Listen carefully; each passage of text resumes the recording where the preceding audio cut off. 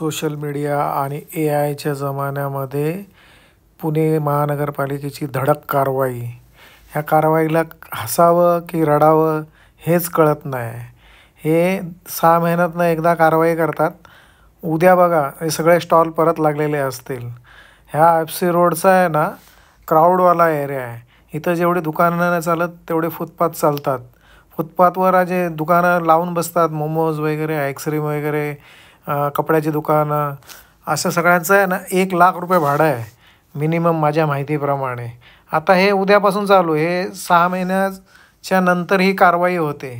जनता किती मूर्ख आहे असं हे दाखवतात हे लोक. आता उद्यापासून यांचे हप्ते चालू नियमितप्रमाणे. अशा देशात आपण राहतो. कितीही जरी चांगला नेता आला, कितीही चांगला पंतप्रधान आला आणि बोललं की देश सुधारणार नाही, त्यासाठी आपल्याला सुधारावं लागतं. हे पहा, हे असं